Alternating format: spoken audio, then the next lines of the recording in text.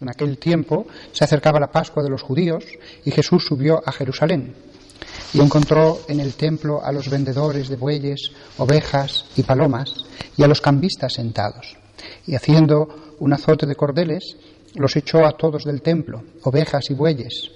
Y a los cambistas les esparció las monedas y les volcó las mesas. Y a los que vendían palomas les dijo: quitad esto de aquí, no convirtáis en un mercado la casa de mi Padre. Sus discípulos se acordaron de lo que está escrito: el celo de tu casa me devora. Entonces intervinieron los judíos y le preguntaron: ¿qué signos nos muestras para obrar así? Jesús contestó: destruid este templo y en 3 días lo levantaré. Los judíos replicaron: 46 años ha costado construir este templo, ¿y tú lo vas a levantar en 3 días? Pero él hablaba del templo de su cuerpo, y cuando resucitó de entre los muertos, los discípulos acordaron de lo que había dicho, y dieron fe a la Escritura y a la palabra que había dicho Jesús. Mientras estaba en Jerusalén por las fiestas de Pascua, muchos creyeron en su nombre, viendo los signos que hacía. Pero Jesús no se confiaba con ellos, porque los conocía a todos, y no necesitaba el testimonio de nadie sobre un hombre, porque Él sabía lo que hay dentro de cada hombre. Palabra del Señor.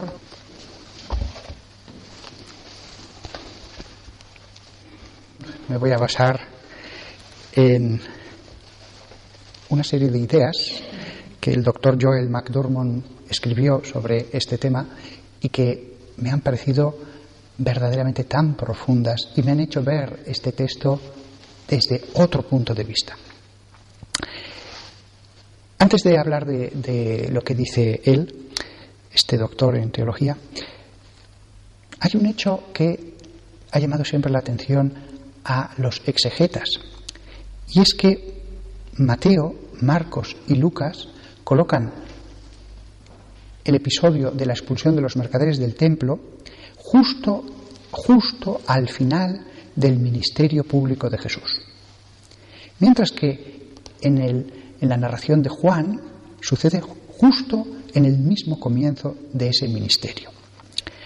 He estado mirando los 4 pasajes, tampoco veo especificaciones temporales que hagan absolutamente imposible que sea un solo episodio el que están narrando. Ya os he explicado en otros sermones que en ese momento tan primitivo de la Iglesia ya se hizo mucho con poner todo por escrito, y en lugares distintos geográficos a veces la temporalidad no aparece perfectamente respetada. Tampoco hay textos que digan cuándo sucedieron las cosas, salvo unos cuantos. Se cuenta que sucedieron las cosas, pero no siempre el orden es el mismo en los 4, en los sinópticos. Ahora bien, yo me inclino a pensar que en realidad sucedió 2 veces este hecho. Es decir, que hubo una expulsión de los mercaderes del templo, tal como dicen Mateo, Marcos y Lucas, justo al final del ministerio de Jesús, y que hubo otra expulsión, tal como cuenta Juan, justo al principio del ministerio. Y es que hay un hecho en el que no había reparado, y es conectar este episodio con Levítico capítulo 14, desde el versículo 33 al 53. Ese pasaje de Levítico cuenta lo que hay que hacer cuando una casa parece o está contagiada de lepra. Sufre la lepra, sufre la lepra. La lepra de la casa, en realidad, es un modo muy antiguo, muy primitivo, de decir que una casa tenía humedades permanentes. Efectivamente, cuando había humedades permanentes, eso afectaba de un modo muy concreto, como yo he visto en algunas edificaciones antiguas, a los muros e incluso a los muebles y ropa que hubiera dentro de arcones, etcétera, por la humedad. Cuenta ese episodio, ese capítulo de Levítico 14, que cuando se crea que una casa ha contraído la lepra, es decir, estas humedades que eran tan malas para la salud de los que habitaban, que entonces el dueño de la casa llamaría al sacerdote para que inspeccionara el lugar. Vamos a ver, esto es muy interesante, porque Dios en ese capítulo del Antiguo Testamento lo que está demostrando es que se preocupa no solo de las almas, sino del cuerpo también. Se preocupa de la persona, que es alma y cuerpo. Y después de dar muchísimas instrucciones acerca del alma, que es lo único que va a pervivir, como un buen padre que habla a sus hijos, también les da instrucciones respecto del cuerpo. Y una de las muchas cosas de las que habla en el Levítico es eso, que había que trasladarse del lugar cuando una casa sufriera graves humedades, para no dañar la salud de los hijos de Dios. Claro, esto tiene un sentido también espiritual, sobre todo ya en el Nuevo Testamento, la casa como la iglesia, evitar la lepra, ya no de una persona o de otra, sino de la misma comunidad. Entonces, esto es un modo en el que podemos leer el pasaje de cuando Jesús va al templo y ve esa corrupción que hay dentro. No la corrupción de un sacerdote o de un escriba que enseñara en los pórticos, sino ya la corrupción en la casa, la corrupción generalizada de toda una casta sacerdotal, del modo en que se enseñaba la ley por parte de los fariseos. El texto del Levítico dice que la primera cosa que debe hacer el dueño de la casa es llamar al sacerdote, es decir, parte la iniciativa del dueño de la casa para que lo inspeccione. En este caso, el dueño del templo, como dirá Jesús, es la casa de mi Padre. El dueño es Dios Padre. Y Dios Padre envía para que inspeccione todo a su Hijo. A su Hijo, que hemos dicho que se llamaba al sacerdote. Jesucristo era sacerdote. Jesucristo era el sacerdote por antonomasia. E inspeccionó la casa. El texto del Levítico también dice que antes de la inspección el dueño puede retirar lo que crea conveniente de la casa. ¿Por qué? Porque si el sacerdote veía que efectivamente algo podía ser lepra o lo era, la casa se cerraba durante 7 días y se volvía a los 7 días a ver si eso había desaparecido, continuaba o iba peor. Es lógico, algunas humedades desaparecían con el tiempo, con poco tiempo. En este caso, Jesús, desde que visita no una, sino cada año el templo, desde que tiene uso de razón, realmente está ejercitando esta función, la de examinar la casa de su Padre. E incluso para un pobre nazareno que iba allí una vez al año y estaba unos días en las festividades de los tabernáculos, en que hacían cabañas a las afueras, y estaban varios días, él pudo comprobar la lepra que había en la casa de su Padre. Por lo tanto, Jesús era el rostro encarnado del dueño de esa casa. ¿Qué dice el Levítico, que se hará si después de 7 días se ve que la lepra continúa? Dice que se remueva la corrupción de la casa y que por lo tanto sacará fuera, el sacerdote ordenará que se saquen fuera las piedras en que esté esa humedad y ese moho y todas esas cosas que se forman cuando hay humedad en una casa permanente. Esto es un modo de entender lo que hizo Jesús la primera vez que fue al templo y expulsó a los mercaderes. Jesús, arrojando a los mercaderes del templo, está removiendo las piedras corrompidas de la casa de su Padre. El hecho es muy grande, porque, aunque fueron solo los mercaderes, lo vieron todos: escribas, fariseos y sacerdotes, los 3 grandes grupos que había allí. Y para todos fue una enseñanza.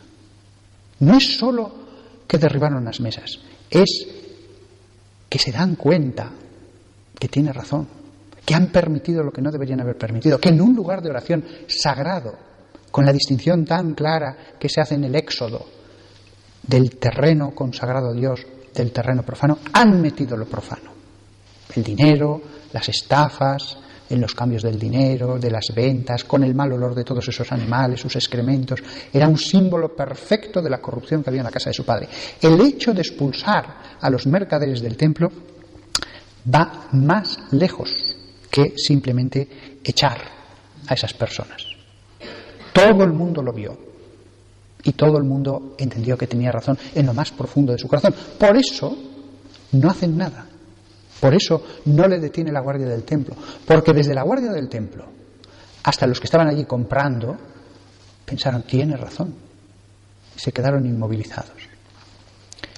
¿Qué dice el Levítico? Una vez que se han sacado esas piedras, de nuevo se deja un tiempo. A ver si ya no hay más humedad.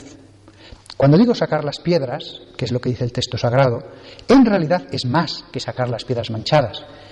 El dueño sabio, los habitantes sabios de la casa, quitarán las piedras húmedas y probablemente ya debilitadas, si son piedras calizas, pero también de paso ya quitarán los fundamentos que estaban mal hechos, los fundamentos de un tipo de piedra que absorbían la humedad, o a lo mejor lo que hay que hacer ya de paso, viendo dónde está la zona encharcada debajo del muro, harán algo para que el agua corra fuera de los cimientos, o a lo mejor, bueno, se pueden hacer muchas obras para que la humedad no siga penetrando, viendo en concreto cuál es el problema. Pero Jesús vuelve al templo y vuelve a ver la misma corrupción. Esto equivale al momento en que el sacerdote, después de haber sacado las piedras leprosas, vuelve a ver si ya está todo bien o si la corrupción es persistente.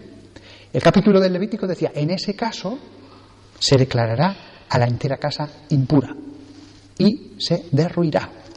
Nadie seguirá habitando allí, porque la salud de las personas vale más que el esfuerzo de construir una nueva casa en un lugar salubre. Jesús, la segunda vez, en el fondo, lo que está viendo es que la casa tiene un mal persistente, pero un mal profundo. No es lo mismo una persona que está manchada que una persona que tiene algo contagioso. Por eso las prescripciones del Levítico son tan distintas respecto a la impureza de un israelita a respecto a la lepra. Por eso las prescripciones respecto a los objetos y las casas son distintas. Solo si hay impureza, así hay lepra. Lo mismo pasará con el templo. Decía el Levítico que si la casa volviera otra vez a generar esa lepra después de haber quitado las piedras, se destruirá y se removerán esas piedras fuera de la ciudad. Eso lo hará Jesús como sumo sacerdote, no solo como sacerdote, cuando les dirá a los apóstoles, ¿veis este templo antes de la pasión? No quedará piedra sobre piedra. Es decir, en el fondo, Él, que domina todas las causas, dice, no, yo he predicado con mis palabras y con el ejemplo y con los milagros. Esta casa podía haber sido saneada, pero aquí siguen los cambistas, aquí siguen los usureros en sus cambios de los denarios a los siglos, allí sigue la casta sacerdotal, y por lo tanto, cuando Él va a hablar lo que se llama el pequeño apocalipsis, de lo que le va a pasar a esa casa, en el fondo se está cumpliendo la última parte de ese capítulo del Levítico. La entera casa va a ser removida. ¿Por qué? Porque lo que debería ser una casa para lograr la salud espiritual se está convirtiendo, se ha convertido ya en un lugar insalubre, en un lugar que extiende el mal en los hijos que van allí. Tenía que haber sido una casa de oración. Será llamada casa de oración para todas las naciones, dijo Jesús, pero habéis hecho de ella una cueva de ladrones. No hace falta ser muy inteligente para entender que esto se puede aplicar a la Iglesia. Esto no se va a aplicar nunca a la Iglesia universal exactamente igual, porque Jesús nos aseguró que las puertas del infierno no prevalecerían sobre ella. Es decir, nunca la Iglesia se va a corromper, pero sí que se pueden corromper las personas. Sí que iglesias en naciones determinadas sí que pueden corromperse. En una región, así ha habido cismas, ha habido de todo. Pudieron haber quitado la lepra del templo, y quizás el templo seguiría hasta nuestros tiempos, pero a pesar de la inspección, no del sacerdote, sino del sumo sacerdote, no hicieron lo que debían y la lepra continuó, volvió y quitó las piedras y finalmente tuvo que lanzar su edicto de destrucción. Nosotros ahora vemos una nueva construcción. La Santa Iglesia de Dios ya no es una construcción material, sino que es algo espiritual. Las piedras, que somos los cristianos, piedras vivas. Pero este pasaje lo consignan los 4 evangelistas. Es una verdad remachada por nuestro Maestro para que estemos atentos a la lepra que puede estar también, ya no en una persona o en pocas personas, sino en la comunidad o en partes más grandes de la Iglesia. Porque Jesús intentará por todos los medios la limpieza. Pero si no lo consigue, porque somos libres, viene el que seamos removidos, las partes malas, y si no, finalmente toda la casa. Que el Señor, que sigue siendo el dueño de la casa que inspecciona, cuando nos vea, pueda felicitarnos por nuestra labor callada en el muro, fuerte, y no que seamos removidos. Y si alguna vez vemos piedras débiles, las piedras calizas se debilitan con la humedad, piedras mohosas, piedras que están ya mal, erosionadas, recordad, no son los fieles laicos los que están encargados de golpear esa piedra, como diciendo, veis, y la golpean y la descascarillan más. Hay un dueño de la casa que tiene sus constructores, sus arquitectos, sus albañiles. Será labor de ellos el hacer lo que tengan que hacer, y de los laicos advertir a los constructores y rogar a Dios para que envíe más arquitectos que cuiden de la casa de Dios, para que sus muros, sus cimientos, sus columnas sean radiantes de fortaleza y constituyan un espacio sagrado de salvación.